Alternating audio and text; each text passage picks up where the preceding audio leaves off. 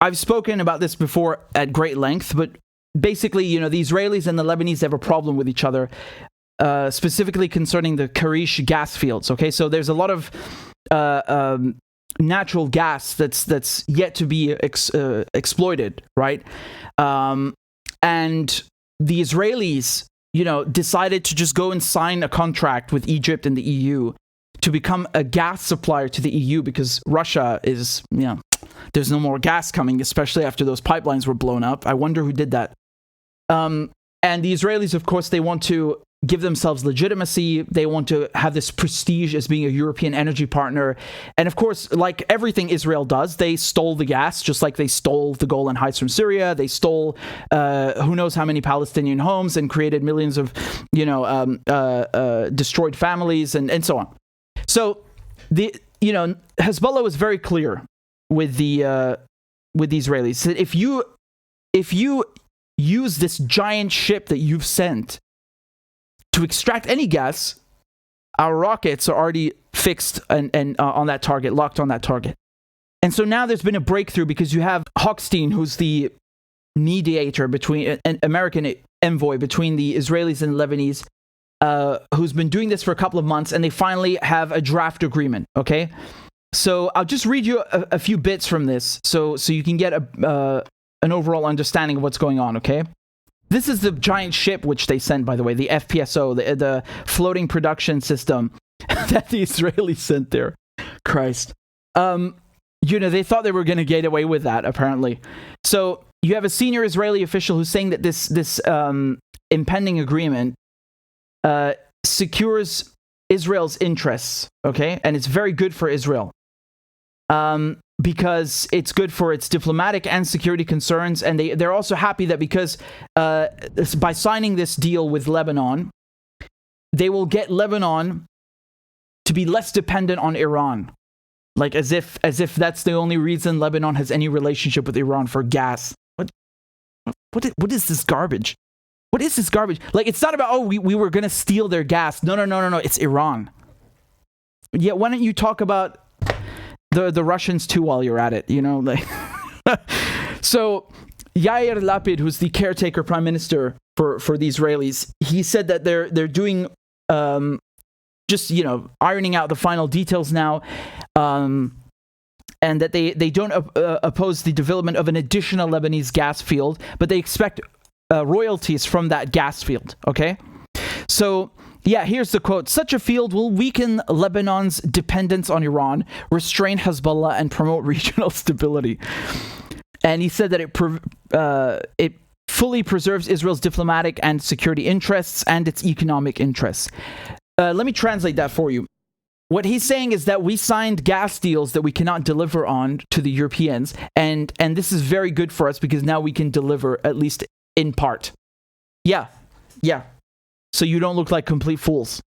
So the text has not been released. It's kept under wraps. But you have the American ambassador to Lebanon. She was giving Michel Aoun, who's the president, this was when she was handing him the proposal just on the 1st of October. Okay, and both sides, both the Lebanese and the Israelis, they're basically flicking through it with lawyers and trying to work out all the details. It's about 10 pages long.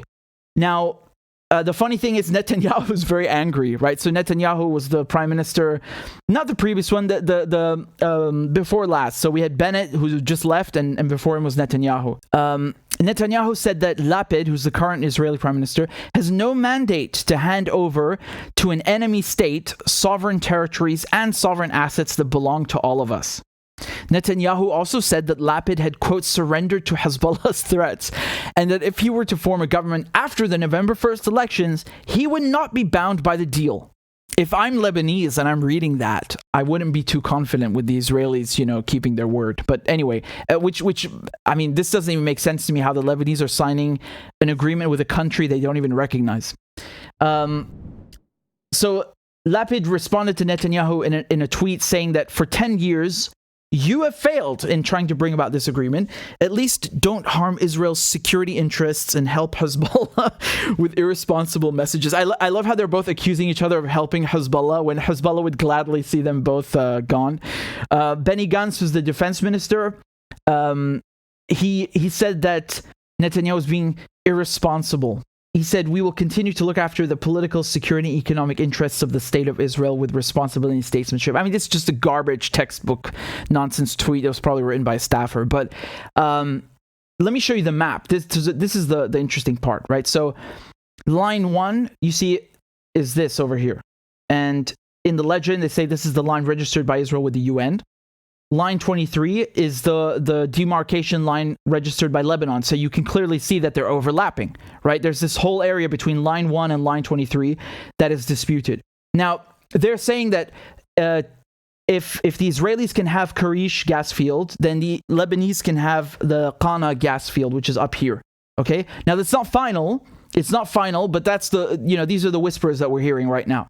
And I just want to show you, this is from June, how the EU signed a gas agreement with Egypt and Israel to reduce dependency on Russian fuel, right? So the Israelis, they looked at this and saw an opening, and they're like, okay, well, let's get our foot through the door, and, we're going to become a wonderful partner of the Europeans, right, with gas that doesn't belong to us. And Lapid is saying that even if they don't reach this agreement now with Lebanon, next month they're going to start extracting the gas. Yeah, well, they said that they were going to do that in September, and they didn't because they got scared. Obviously,